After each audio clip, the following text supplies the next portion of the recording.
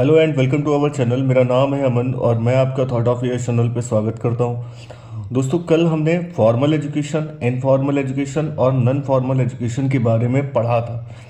आज हम प्राइवेटाइजेशन के बारे में पढ़ेंगे।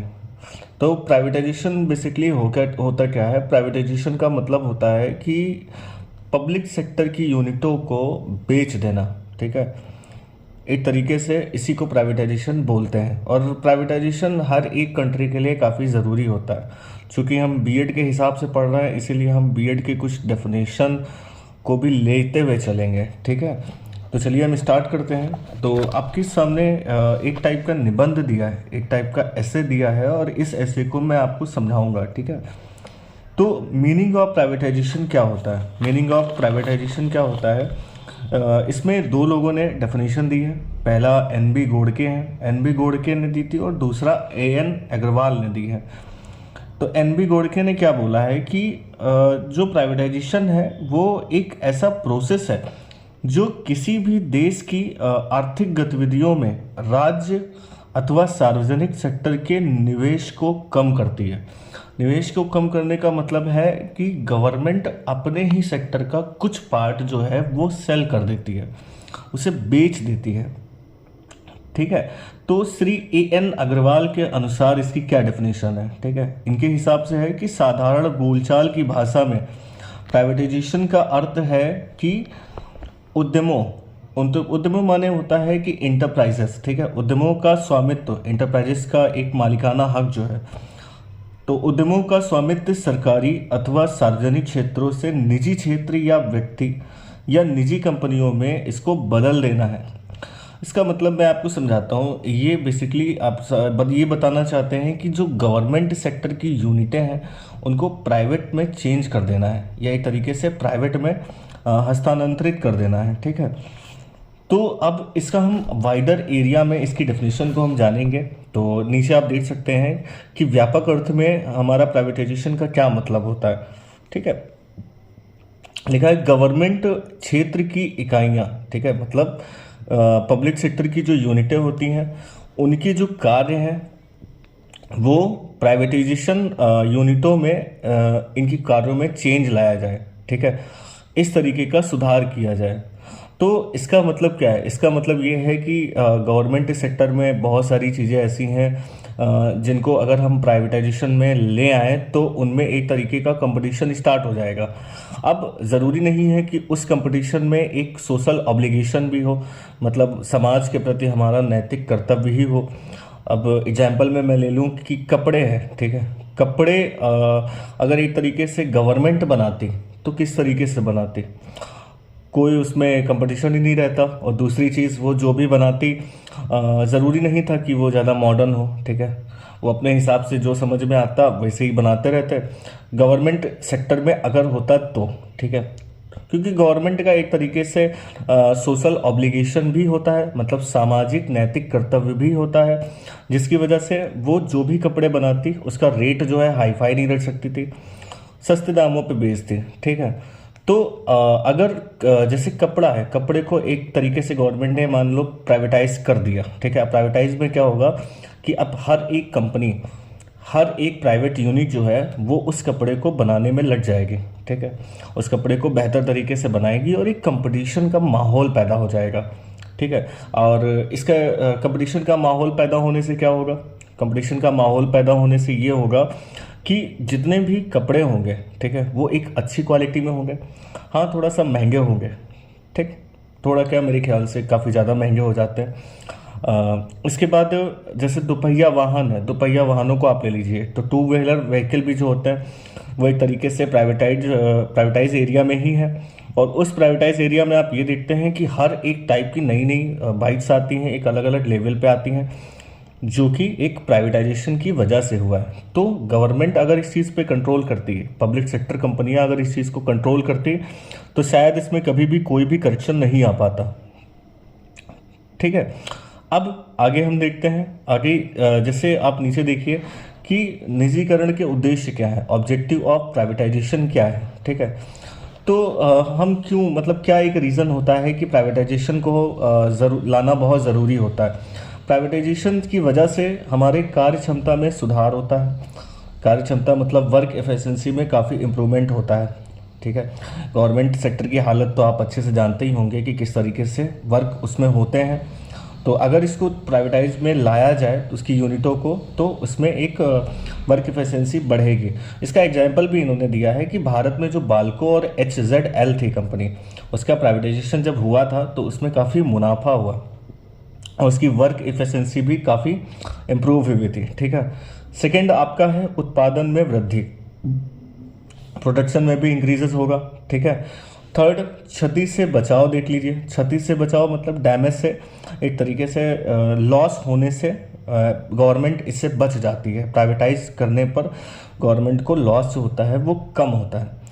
और इस उद्देश्य से भी एक तरीके से ये कभी कभी करते भी हैं कि जैसे इनका किसी चीज़ में नुकसान हो रहा है तो ये क्या कर देते हैं कि उस कंपनी पे और ज़्यादा इन्वेस्ट करना ना पड़े, जिसकी वजह से ये क्या करते हैं कि उस कंपनी का प्राइवेटाइजेशन कर देते हैं। ठीक, चौथा इसमें क्या है, राष्ट्रीय घाटे को कम करने के लिए फंड प्राप्त करना।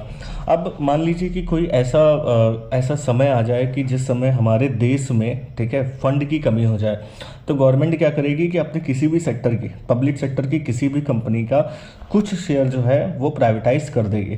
प्राइवेटाइज करने से क्या होगा कि उसकी उसकी जो भी कंपनी होगी, ठीक है, उसको जैसे ही प्राइवेटाइज करेगी तो जितने भी कारपोरेट एरिया के सेक्टर होते हैं वो पैसा देंगे गवर्नमेंट को, और इसकी वजह से गवर्नमेंट क्या करेगी कि अपने घाटे को कम करेगी। ठीक है, इसके बाद हम देखते हैं कि एजुकेशन में प्राइवेटाइजेशन क्या है। तो किस तरीके से कई लोग एजुकेशन में प्राइवेटाइजेशन लाने की डिमांड भी करते रहे हैं और कई लोग इसका विरोध भी करते हैं। तो इनका डिमांड करने का रीज़न क्या है और इनका विरोध करने का रीज़न क्या है, इन दोनों के बारे में हम इसको जानेंगे। ठीक है, तो पहले एजुकेशन में प्राइवेटाइजेशन लाने का रीज़न क्या है। ठीक है, तो रीज़न आपका नीचे यहाँ पे दिया हुआ है। सबसे पहले हम पढ़ेंगे शिक्षा की गुणवत्ता में सुधार के लिए, जो आपका नीचे लिखा है, मतलब उसकी क्वालिटी में इम्प्रूवमेंट के लिए। देखिए, एजुकेशन की जो संस्थाएं हैं, ठीक है, वो लगातार बढ़ती जा रही हैं। आप प्राइवेट सेक्टर में भी देखें तो बहुत सारे एजुकेशन की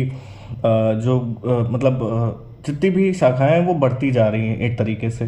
ठीक है, बट आप ये देख सकते हैं कि प्राइवेट एरिया में बढ़ने के बावजूद भी बहुत सारे इलाके ऐसे हैं जिनमें क्वालिटी नहीं बढ़ पा रही है, तो गुणवत्ता नहीं आ पा रही। ठीक है, तो विद्यार्थियों में आज भी अगर देखा जाए तो नकल करने की प्रवृत्ति जो है वो बढ़ती जा रही है। कई सारे बच्चे ऐसे हैं जो नकल करना चाहते हैं, उनमें एक तरीके से प्रैक्टिकल का अभाव है। ज्ञान डिग्री उनको मिल जाती है, उच्च डिग्री भी ले लेते हैं, पर उस उच्च डिग्री की वजह से ज़रूरी नहीं है कि उनके पास नॉलेज हो। उनके पास नॉलेज ना होने की वजह से, ठीक है, उनके अंदर एक कौशल का अभाव होता है। अगर उनको नॉलेज मिल भी जाता है तो उनके अंदर एक प्रैक्टिकल करने का एक तरीके से टैलेंट नहीं होता है। ठीक है, तो ये सब वजह जो है ये निकल के आती है गुणवत्ता में कमी की वजह से। ठीक है, तो यही एक रीज़न है कि आपका निजीकरण जो है वो बहुत ज़रूरी है। ठीक है, सेकंड है आर्थिक कारणों से भी इसका निजीकरण जो है वो ज़रूरी है।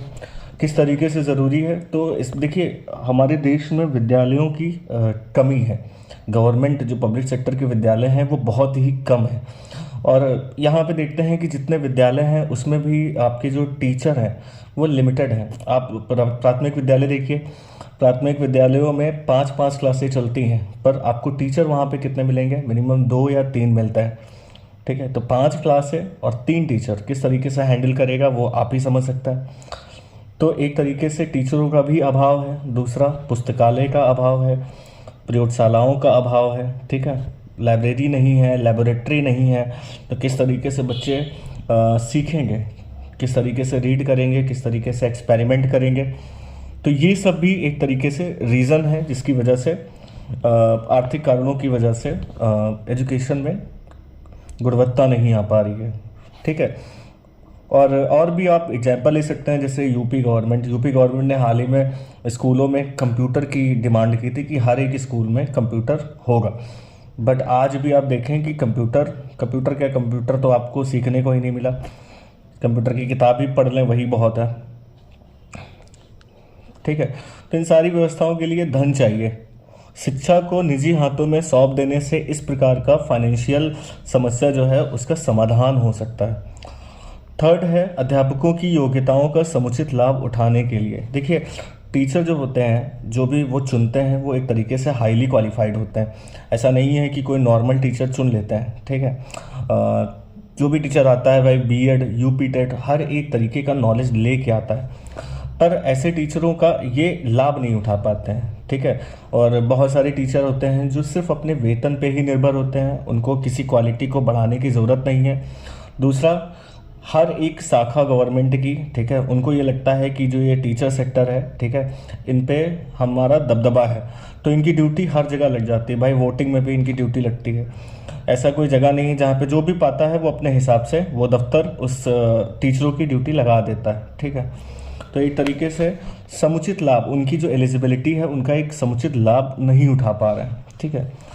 चौथा है शिक्षा के क्षेत्र से भ्रष्टाचार के उन्मूलन के लिए, ठीक है, करप्शन को भी एक तरीके से ख़त्म करना चाहिए। और भी बहुत सारे रीज़न हैं, हम विकसित देशों से भी इसका एग्जाम्पल ले सकते हैं। विकसित देशों में आप देखिए, जैसे अमेरिका है, अमेरिका प्राइवेटाइजेशन में सबसे आगे है, सबसे आगे, ठीक है। चलिए, इसके बाद हम देखते हैं शिक्षा के निजीकरण के विरोध में तर्क क्या है। Argument against privatisation of education क्या है। देखिए, हमारे देश में कुछ लोग निजीकरण के पक्ष में हैं तो कुछ निजीकरण के खिलाफ भी हैं। तो आर्गुमेंट क्या क्या दिए जाते हैं इनके प्राइवेटाइजेशन के अगेंस्ट, कि भारतीय संविधान के अनुसार शिक्षा राज्य का दायित्व है। इंडियन कॉन्स्टिट्यूशन ये बोलती है कि जो एजुकेशन है वो स्टेट की लायबिलिटी है, स्टेट इस चीज़ को हैंडल करेगा, स्टेट हैंडल करेगा। 42वें संविधान संशोधन के अनुसार समवर्ती सूची में इसे शामिल किया गया था। तो इसमें स्टेट का हर एक चीज़ में हस्तक्षेप रहेगा, ठीक है। दूसरा, शिक्षा गरीबों की पहुंच से बाहर हो जाएगी। कई लोगों का मानना है कि अगर प्राइवेटाइजेशन हुआ तो गरीबों को शिक्षा मिलना काफ़ी मुश्किल हो जाएगी। कंपटीशन में प्राइवेट की फीस महंगी काफ़ी ज़्यादा होगी, तो गवर्नमेंट, जो भी गरीब लोग होंगे वो गवर्नमेंट की एजुकेशन का या कम सस्ती एजुकेशन का फ़ायदा नहीं उठा पाएंगे। तो गरीब जो हैं वो इस लाभ से वंचित रह जाएंगे, ठीक है। और हमारे देश में 27% से भी अधिक लोग आज भी गरीबी रेखा के नीचे जीवन यापन कर रहे हैं, ठीक है। थर्ड इसका है अध्यापकों के शोषण की संभावना, ठीक है। ये तो सबको पता है कि प्राइवेट में टीचर्स की क्या हालत है, टीचरों का शोषण काफ़ी ज़्यादा होता है। तो गवर्नमेंट को भी, या एक तरीके से कई पक्ष को ये भी लगता है कि प्राइवेटाइज करने से टीचरों से काम ज़्यादा लिया जाएगा और उनको सैलरी जो है वो कम दी जाएगी। तो वर्तमान में ये होता भी है, कई सारी निजी संस्थाएं हैं वो काम ज़्यादा लेती हैं, पैसा कम देती हैं, पूरा वेतनमान उनको नहीं दिया जाता है, उनकी नौकरी भी एक तरीके से सेफ नहीं रहती है। जब मन में आया रख लिया, जब मन में आया निकाल दिया। चौथा है भारत की सामाजिक परिस्थितियां शिक्षा के निजीकरण के लिए अनुकूल नहीं है। आज का मैं अगर स्तर देखूं तो भारत की जो सामाजिक परिस्थितियां हैं वो शिक्षा के प्राइवेटाइजेशन के लिए योग्य नहीं है। अगर स्टेट, ठीक है, हर एक एजुकेशन पे कंट्रोल ना भी करे और वो कहे कि ठीक है आप जैसे भी चाहें वैसे आप अपना स्कूल खोल सकते हैं, तो हर इंसान अपने अपने धर्म का भी स्कूल खोल देगा, ठीक है। मुस्लिम अपने हिसाब से खोलेंगे, हिंदू अपने हिसाब से खोलेंगे, तो हर एक इंसान अपने अपने धर्म के हिसाब से इस चीज़ को ओपन करना शुरू कर देगा, जो कि सही नहीं है। क्योंकि भारत एक प्रजातांत्रिक देश है, वह धर्मनिरपेक्ष आदर्शों के प्रतिकूल नहीं चल पाएगा, ठीक है। पांचवा है अकुशल अध्यापकों की नियुक्ति की संभावना। देखिए, प्राइवेटाइजेशन होने की वजह से क्या होगा कि प्राइवेट जो संस्थाएं होती हैं, बहुत सारी ऐसी प्राइवेट संस्थाएं होती हैं जो ऐसे टीचर रखती हैं, ठीक है, जिनसे बस काम चल सके, ठीक है, उनको कोई सुधार नहीं करना है। तो अध्यापकों के बेहतर वेतन नहीं देंगी। जब बेहतर वेतन नहीं देंगी तो एक जो एलिजिबल जो टीचर होगा वो काम नहीं करेगा। तो एक तरीके से जो अकुशल अध्यापक हैं उनकी संभावना ज़्यादा हो जाती है, ठीक है। तो ये था हमारा प्राइवेटाइजेशन के ऊपर एक तर्क, ठीक है।